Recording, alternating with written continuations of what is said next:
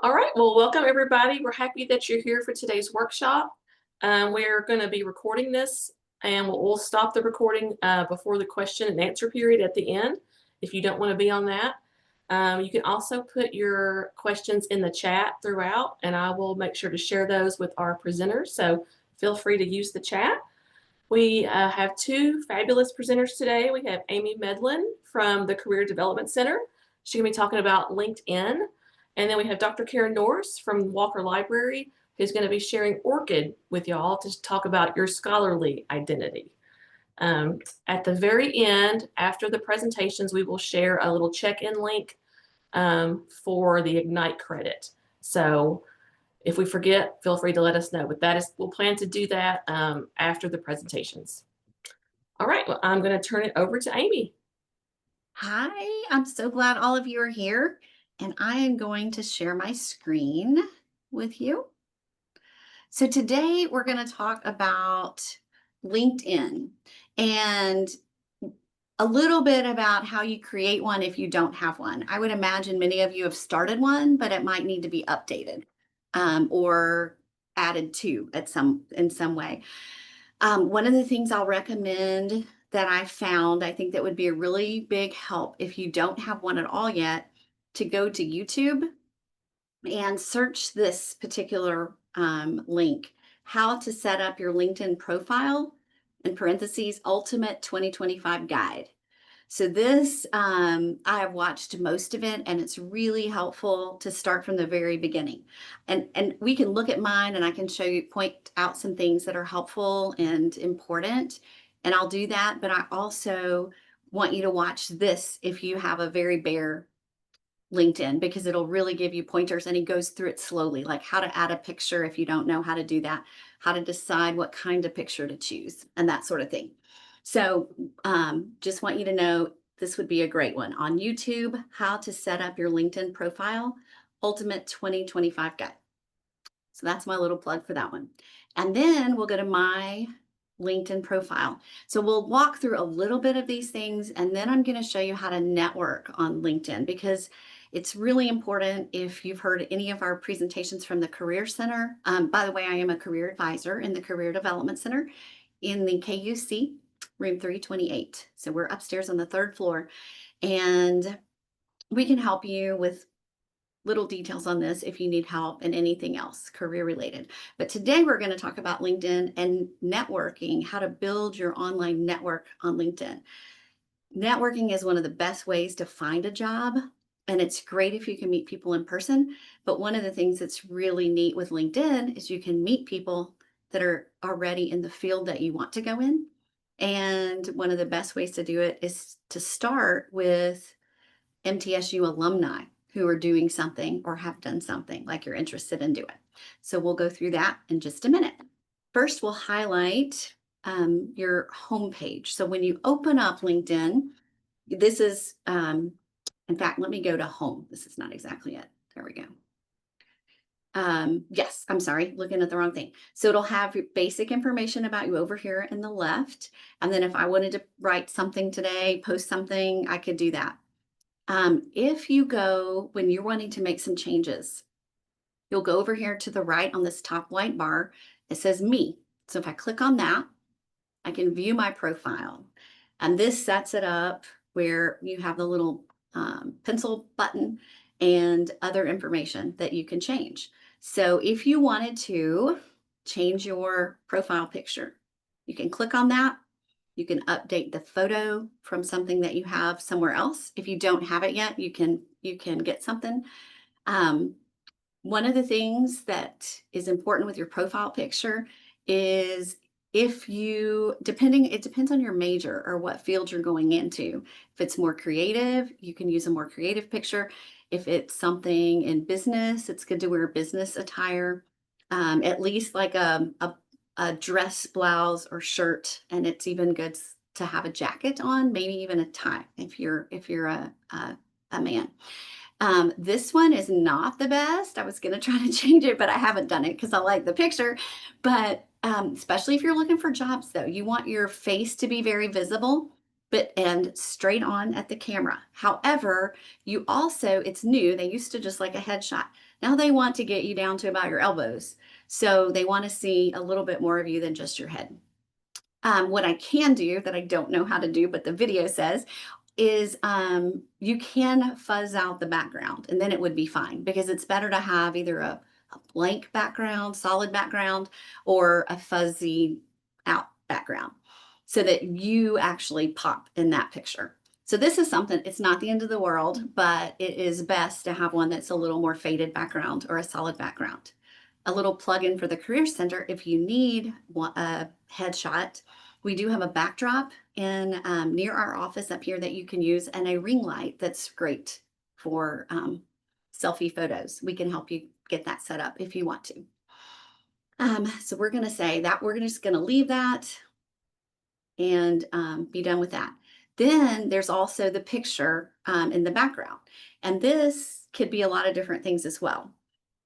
But you do it the same way, only it has to be a certain format. And one of the things that you do here, just let me do this. Click on the pencil, edit the cover image, and you can put a regular picture up here, and then you can crop it. So you it's going to be in that, you just move it up and down, kind of like this, to get what part of the picture you want. You can adjust all these things, color, brightness, and all of that. Anyway, we're going to not do that. I'm going to leave it as it is and click out. But those are like the first things people see. But they're also going to want to see, there are so many different parts of your LinkedIn. So if we click on pencil here, it gives you ideas of what you should put in. Your name to start, first name, last name. I included my maiden name because some people know me by that name. And then another name, so if you had a nickname, but you wanted your professional name to be a certain thing, that would be fine. Then if you want to add your pronouns and a headline. If you have premium LinkedIn, you can get AI suggestions, but you also could do it just on ChatGPT. What are some headline ideas for what I'm doing? So you can talk about your major and that kind of thing. The YouTube video I was talking about has that information about how to do that, and different sites that have good ideas for LinkedIn profiles specifically. So those are things that you can do. You can use the bar on the right and scroll down. Where you are, contact information, and that. Then you can save it. I'm just going to X out today. As you scroll down, there are other parts. The about information is important. And one thing to notice about this is when you first open it, you're just going to have about so many characters, about 3 or 4 lines that people will see before they have to click on see more. So you want this information to be eye-catching and intriguing so that they want to see more about you. This is something that you write in the first person. If you've seen us before about resumes, if you write a branding statement at the top of a resume, it's written in the third person, and it's very, it's like someone is introducing you. So instead of saying this, like on LinkedIn, it says, I am an energetic career advisor who is passionate about assisting students and alumni in all aspects of career development in order to aid in their success. So that's where you display on LinkedIn your personality and your interest in what it is that you do and want to do. On a resume, it's just facts about you. And it's pretty stoic, but it gives information. So you might say it on your resume, an energetic career advisor, passionate about assisting students and alumni, and just continue. So it's just written different in different places. I don't know why, but that's one of those things. Okay, so this is just basic information about LinkedIn. The really exciting part I want to show you today is how to network on LinkedIn with MTSU alumni. And again, you can do this with other things, but the reason you would want to network with alumni is because they've been where you are, they've studied at your school, and they remember what it was like trying to get an internship or that first job after college. It can be daunting. So many places to choose from. You can find things on Handshake. You can find things on LinkedIn to apply for. but you might apply and not get anything back. If you're not getting anything back there, come talk to one of us as a career advisors, because there are probably some things with your resume that you need to work on. But it's also not as likely to get a call back from applying online as it would be if you know someone. So on LinkedIn, I'm going to show you over here in the top white bar where it has the LinkedIn box in the search window. If you type in Middle Tennessee State, which I do all the time, and it shows a little icon. Click on this, Middle Tennessee State University. And then this is not the homepage for MTSU, because it just shows the posts that people have written.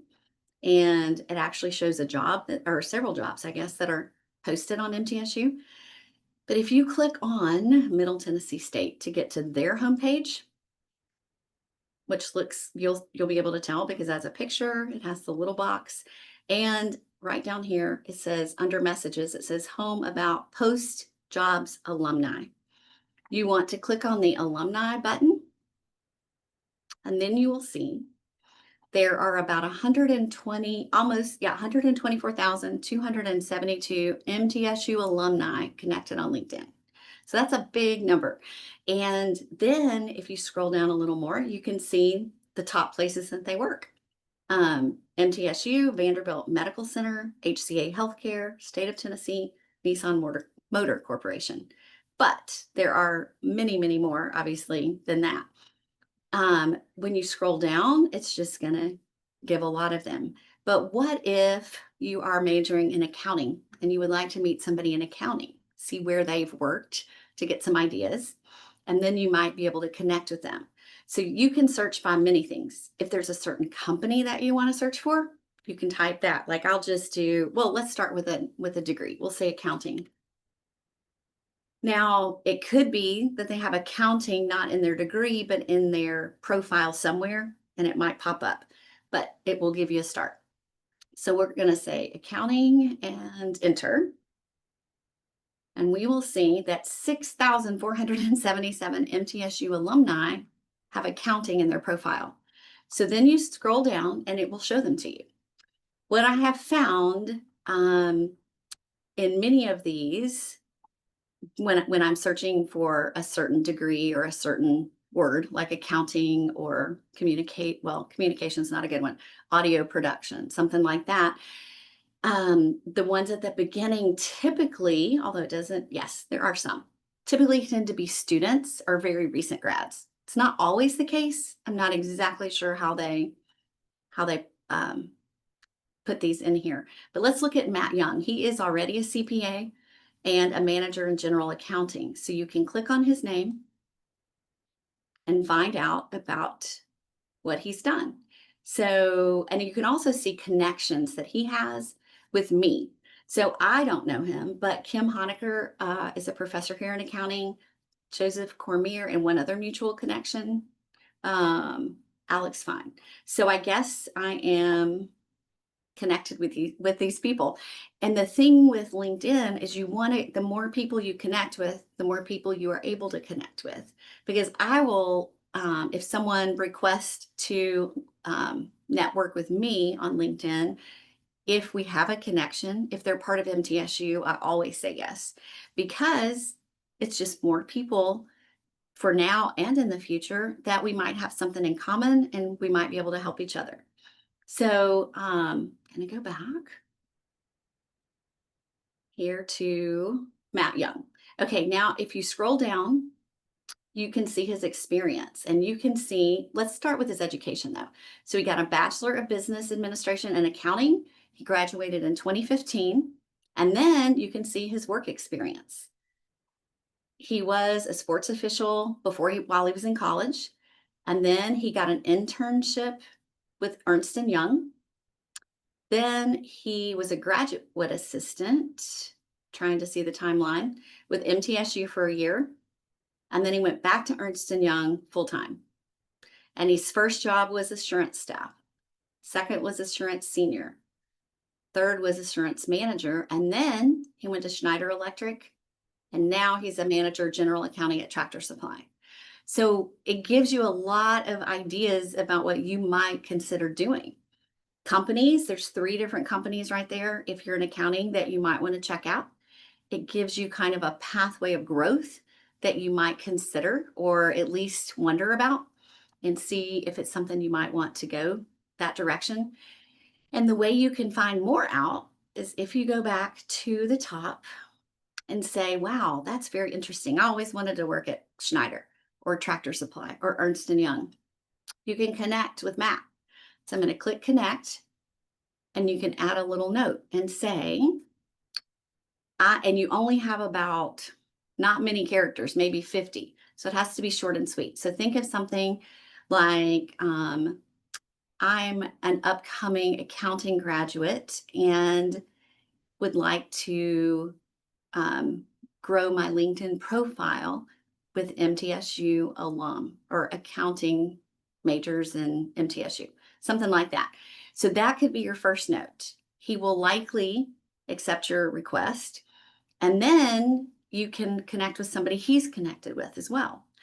I believe, I don't know the number, but when you're first building your LinkedIn connections, you can only connect with so many people a day. So you do what you can today, maybe connect with Janelle and Karen and myself.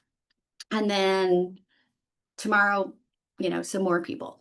But this would be such a great start. So then you've connected with Matt. And then maybe in a couple weeks, say, I'm really interested in hearing about your experience at Ernst& and Young. I'm thinking about an internship with them next summer or the following year, depending on where you are in school, and would love to hear your experience. Do you have a couple of, maybe 15 minutes you could spare? We can make a phone call or Zoom. So that is a way to connect with alumni. And it's really a big deal. I actually did that recently for some students in the science department. One in physics, I'm like, I'm not a physics person. What can you do with a physics major? So when I started working with some of those students, I reached out to MTSU alumni and found some that did different things in physics and talked with them so that I could help the students. So they're so helpful because they've been where you are. And I know I have a daughter that was in public relations here, a public relations student, and had a hard time finding an internship, but she learned some tricks of the trade and she was able to get one. And so she is more than willing to help people in that same field try to find something because it's sometimes who you know, not just your good grades, not just your skills and creative ability in those areas. So that is how you do that. And does anybody have questions? I don't see any questions yet, but I was just thinking myself of like, do you have any tips for as far as like etiquette on LinkedIn? Like I've often wondered about that of where you want to connect with someone that you don't know. Is it better Yes. to send a note and accepting requests from people that you don't know or kind of tips about that? Very good point. Very good point. So I think one thing that I do know, let's see, on my network, so these people are ones that have tried to connect with me that I don't know. And I should have saved, I just connected with somebody that requested. And this person, tech seller, sales encourager, politician, husband. I do know Robert Martin, and that we have other mutual connections, which is probably why he reached out to me. But I don't know. I'm not sure. I'm not sure that I would want to, connect with him because I don't know, except for the connections we have, if it's helpful. So I have put him on hold for now. Another one that might be interesting is Alyssa Belton, an academic counselor, which I'm not, but she's connected with my director and other people. So one of the things that you have to remember too, if you connect with some people you don't know, they may be trying to sell you something, which if it's a job that you're interested in, it's a good thing, but sometimes it might not be. So my recommendation, at least for a while you're in school, connect with people that are MTSU related, or if you go to an event and you go to a career fair or you go to any other event that employers put on, get their business cards and connect with every single one of them because they're in your field. And then you can send little messages. So that would be my recommendation on connection. As far as what you write to someone, please be professional. And while you're in college is the time to learn those skills. So I would even, you probably have sent an email to your professors or instructors at some point. Before you do something on LinkedIn, you might want to check with your professor and say, how do you think that my emails are professional enough? Because the reason you want to connect with these people ultimately on LinkedIn is you might want to ask them how they like their job, and you might get some pointers from them about applying for a job either at their company now or somewhere they've been. And it's possible you could end up, maybe it could be a mentor for you. Maybe they might ask you for you to send your resume. They'll look over it and maybe they end up having a job that they might toss in your resume for application. So, and later down the road, it can be the same way for you and your classmates now. You may be working somewhere where you're looking for someone to work with, and they may be looking for someone and they see you're at a company they're interested in. So you can help each other those ways, but you don't want to burn any bridges to start by being unprofessional. So make sure, don't write it like you text somebody, like you text a friend. Make sure it sounds like you're talking to somebody that you respect and you want to be respected in your field as well. Does that answer your question, Janelle? Yes, and I was looking in the chat. I think there is one comment. Let's see. Okay. Okay, there was a comment about, yeah. On LinkedIn, I frequently receive requests from people I do not know, and I'm constantly trying to make a judgment call, trying to balance between being open and generous on the one hand, trying to maintain cyber hygiene on the other. Very Yes. hesitant to accept invitations from someone I do not know or who is not strongly connected to someone I know. So yeah, same. I think it's safer to be on the safe side because it is a wild world out there. But like, because this Stuart Cooper on mine, we have 9 other mutual connections. I can click on that and see what those are. I think I might have to go to his page. But because of the one person, Robert Martin, I know him well, so I would trust him if he's friends. Becca Moore, she's my director. I would trust her.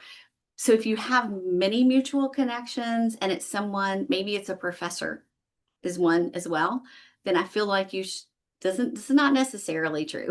Not because they would intentionally connect with someone that is not really legitimate, but sometimes it can be easy to go through and just accept. So I think it is wise to decide for yourself if you think it's reasonable. And you can go and look. So let's look at Stuart. You can go to his page and see what he's done. So you can scroll down and see all of his information and find he's had 21 experiences. So, and he went to UT, and maybe that, I don't know, I went to UT for undergrad. Wow, look at this. So you can see things he's done. Maybe it's of interest to you and he looks legitimate. He's got a lot of experience. And if we go back, let's see his education. And he's volunteers, he's got license certifications, and where else? So he's done sales training and he graduated undergrad and master's at UT Knoxville. So he looks legitimate and I think he will be safe to accept. So just use your best judgment. If you're not comfortable, it doesn't hurt to pass on one. But it also is a great way to meet people you don't know because somebody else does know them somehow. And you never know, it might be a connection.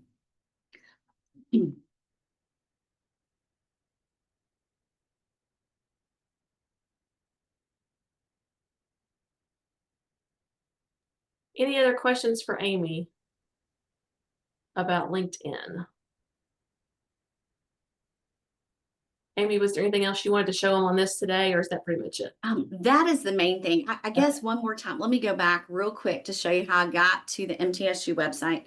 So I have the little icon because I search it so much, but you need to type in Middle Tennessee State University and then click on the words one more time to get to the homepage to find the alumni button.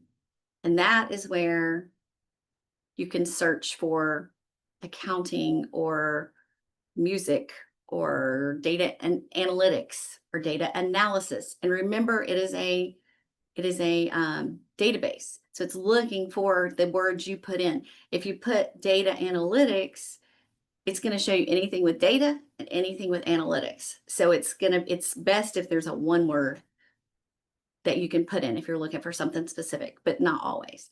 So you do have to search, and you will find, like when there was 6,400 accounting people, just scroll through there. See, you might recognize somebody you didn't even know was an accountant or something like that. So it's a wealth of information and potential connections. And the sooner you start connecting, the better. And then you can also see what they're posting, what their interests are. And another thing, I guess one thing I didn't go into, because not really talking about, this isn't necessarily about networking particularly, but if you post things, and this is something I am not good at, but I'm not really looking for anything new. I like what I'm doing. But if you want people to notice you, if you're trying to make an impression, I have some students we have that have been in human resources or in going to law school and been very active in um, the oh my goodness, the court um practice court. Oh my goodness, I lost the name of that. But where you act out a court case, and you debate team kind of thing. Totally forgot the name. Sorry, guys. But she would post a lot, and it's really important. And when you go to grad school, if you go to grad school, they're going to notice these things. And because you're a generation that posts on social media, this is a great place to do it for your career. So anything, if you get an award, if you do a project in school, if you do research, if you're part of even a career fair, when you go to something at the business school has a small career fair or a big career fair, come to the career development career fair in September's, take a picture of you with an employer that you're interested in working with, or just in general there, post it on here, and people say, wow, they're looking for a job. That's impressive. So little things like that go a long way, because they will look at your LinkedIn profile along with your other social media, by the way. So make sure keep that in check, and only post things you don't care what everybody sees, that might want to hire you and that might not, depending on what are on other social media pages. All right. Well, thank you, Amy. That was very Thank helpful. you. I did not know about how to find the alumni, so that was interesting for me to that's a It's so that's a neat. great tool to It connect to people here, and then broadens out your whole network. So it sure does. yeah. Yes. All right. Okay. I'm going to turn it over to Karen. All right, let me share my PowerPoint.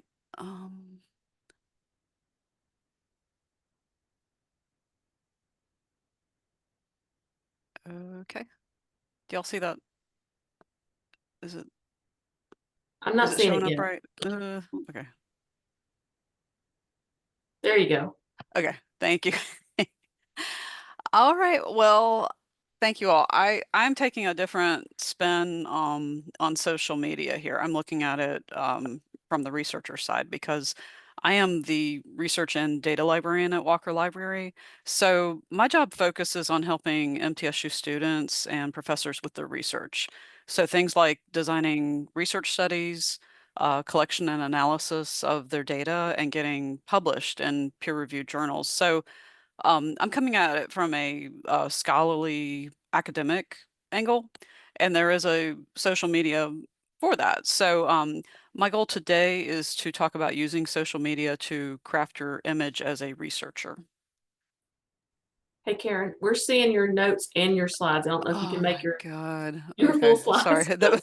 It's okay. Thank you.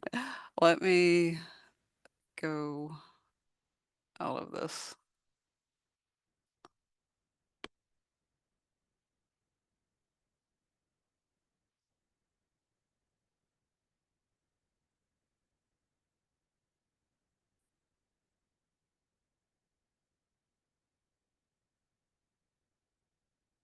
Okay, let's try it again.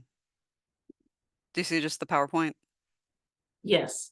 Okay, we'll just do that. You got it. Okay. So I cannot manipulate these three screens here. Okay, so some of you are currently pursuing undergraduate research projects through Eureka, which is the undergraduate research experience and creative activity. And so I have a picture, from their website here. Some of you are also likely interested in or already enrolled in graduate school here at MTSU, in which case you are likely conducting research or you're learning about research as part of your academic program. Others of you have not even thought about this, about conducting original research yet as part of your studies, but I would highly encourage you to do so. And I can speak to you one-on-one. I can leave my contact information later in the chat about how to get started in research if you're not sure how to do. Working in undergraduate research to do a project there, or graduate research and to work on research with faculty, even get published. That can be a huge thing to push your career forward. Even if you don't necessarily want to go into being a researcher. One of my favorite projects that I worked on with undergraduate student researcher, he did not want to go into research. He wanted to work for the Tennessee Bureau of Investigations. He was in the forensic science program here. And we worked together, and he published a paper in a top forensic science journal in his, and that directly helped him. He didn't get on with TBI. He actually works for the Georgia Bureau of Investigations now, which is a very, very, very hard job to come by straight out of college. And he went through a lot to get that job, and I'm so proud of him. And I know that writing that paper helped put him over the top and getting that job, because I got contacted by the Georgia Bureau of Investigations, when he was going through the interview process. So I had to speak about that, and because I'd worked on the paper with him. So I know that they considered that as part of his application. So I am a huge proponent of anyone at all that is remotely interested in research in helping you get started with that. So anyway, so with that, yes, you are not just a college student.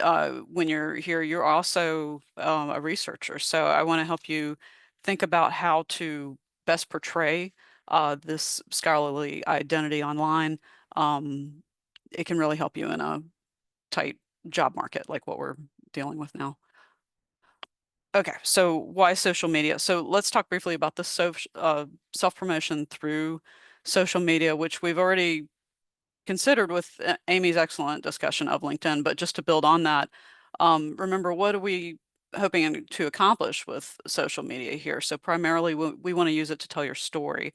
Your story is going to be told by someone, either you or someone else. So it's better that you take charge and tell your story the way you want it to be told. And in doing so, you're setting your personal brand. How do you want to be viewed? So my focus in the time I'm going to talk to you is to build you up as a researcher. And so that would indicate a serious student, someone who's smart, who has intellectual curiosity. Your social media should reinforce that image so that others can find you and want to connect with this smart person that they have found online. So not just for you to reach employers, but also potentially research collaborators, if that's the direction you would like to go. And so these research collaborators might be at MTSU, they might be at other institutions. And this could be particularly helpful if you do want to go into research, if you want to go into a master's program or even a PhD program one day. And of course, social media does not go in only one direction. Not only is it helpful, for you to search and locate potential opportunities, be they potential employers or research collaborators who are working in this discipline or the subject matter that you're interested in, but it allows social media will allow these people to find you as well. So with social media, different tools for different jobs. You heard Amy's discussion of LinkedIn. So I'm going to contrast this with this social media tool that I will be presenting to you today called ORCID. And differences between LinkedIn versus ORCID. So as you saw, LinkedIn, I think most of all of us know that it's a, social media platform for everyone in the working world. It's intended to present a fuller picture of you as a potential employee, like your work experience, your education and skills. And it also includes personal elements. Amy showed those, like your photo of you, a narrative summary of your achievements and your employment interests. Contrasted this with ORCID, which I have for you. This is only for researchers. ORCID does different things. It does several things. Um, First and foremost, ORCID is a persistent identifier. It's a 16-digit number, which is specific to you, kind of like the way you have a social security number. That is only you. ORCID is that same way. It is a number that will be assigned only to you. So what this does, this 16-digit number, this identifier, it links to a record of all of your scholarly works. And I mean scholarly as a researcher. So if you write, peer-reviewed publications like in journals, or if you have conference presentations, all these things, you could associate that ORCID number with it. If you publish to a peer-reviewed journal, it'll ask you for your ORCID ID, and I'm going to show you in a journal here in a minute, like how that works. So this is a way to associate all of those peer-reviewed articles with you to make them easier to find. And ORCID is intended to promote you as a researcher and a scholar. And being a personal identifier, it can help you to distinguish yourself from others who share the same name. That happens all the time. I am emailed all the time. People think that I am this other Karen who works in academia who is a biologist. Specifically, she studies fish, and I will get these emails from, biology journals and stuff. Oh, do you want to come publish in our journal? And it's like, no, I'm not the right Karen. A lot of us Karens out there in the world. But no, I am not the Karen that studies fish. I just work in the library. So ORCID helps me with my publications to make it clear who I am. So although ORCID can give some of the same personal information as LinkedIn, such as education and a narrative summary of your professional career, it is there's nowhere to include a photo or some of the design elements that LinkedIn can include. That's just not what ORCID is for. So yeah, again, the different tools for different purposes. So all right, I'm going to actually get out of this PowerPoint and actually take you into ORCID. I'm just going to drag this over. This is what the ORCID website looks like. So it's orcid.org. ORCID actually, it stands for Open Researcher and Contributor ID. And if we click on the Learn More just real quick, reasons why you might want to get an ORCID, just to kind of back up some of the things I was saying. Yeah, like the name, flexibility, yeah, it helps reduce some of the negative consequences of name changes. So that's true for myself. I started at MTSU in 2013 and my name was different. And so ORCID has kept together all of my publications, even though I published in a different name previously. I didn't lose that, so people can find me that way. There's a lot of reasons people might want to change a name. So ORCID helps with that. Customizable visibility.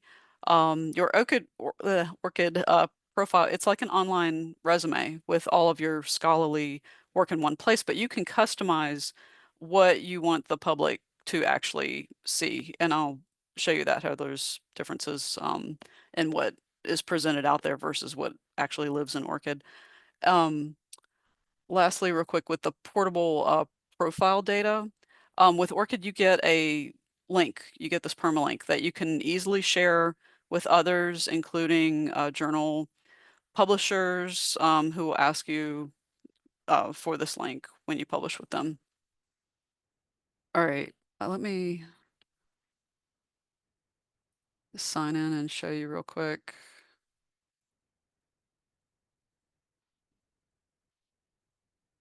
Okay, so this is the behind the scenes, but if I click there, this is what my public record would look like. So if you went to ORCID and did a search for me just by name, this is the version that you would see. So this is like my employment record, and I should say I have typed all of this in. But I've been at MTSU since 2013, so I've had time to add all these things in. But you add in all of these entries. You add in your biography. Hopefully this is showing up well. So make it a little bit bigger. I added in this biographical statement, all of my employment as I've been at MTSU, and I've been promoted and tenured and things like that, where I used to work when I worked in K-12. Your degrees, your education. So that's very similar to LinkedIn about how you would have your degrees there. These are professional organizations. You would have that also in LinkedIn. You could put in, that's a very good thing to put in professional associations that you're affiliated with. Here's something different. So as a researcher, funding, like if you've received a grant, you could add that in. Works, these are those publications and presentations. So you can enter these in yourself. There's also this thing right here called Crossref. So that is a internet-based service that will locate as publications are made available online. Crossref will get them, and so you'll actually get like an automatic email from Crossref, and it'll say, "Hey, did you write this?" And yes, and you can verify. So Crossref will do some of the work for you.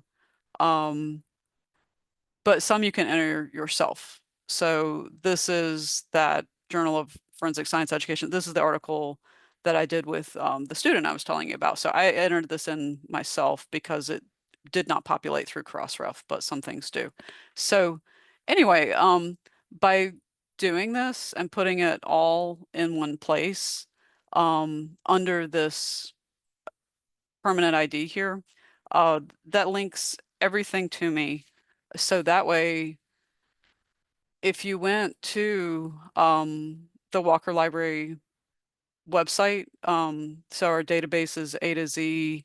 There's a database called Scopus that I could search for scholarly work in. You can search documents, but you can also search by authors, organizations. So organization would be like Middle Tennessee State. We could put that in here. But authors, you see, it gives you that option. You can enter in by if you have someone's ORCID ID. I will try to enter mine in and show you what that looks like.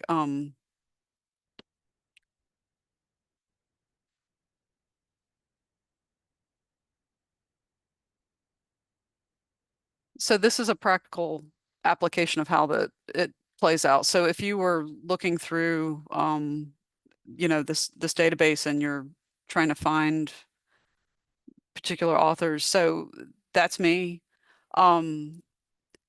These 4 documents, this is what are actually indexed in Scopus. So it doesn't have the body of my work. It's just kind of like what journals Scopus subscribes to, that it will pull through that content.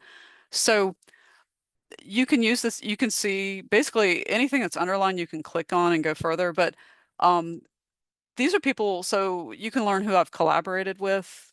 You can click on them and see like that. So how this plays out for you is if you're looking for someone in your discipline, you know, in your major that you would like to do research with.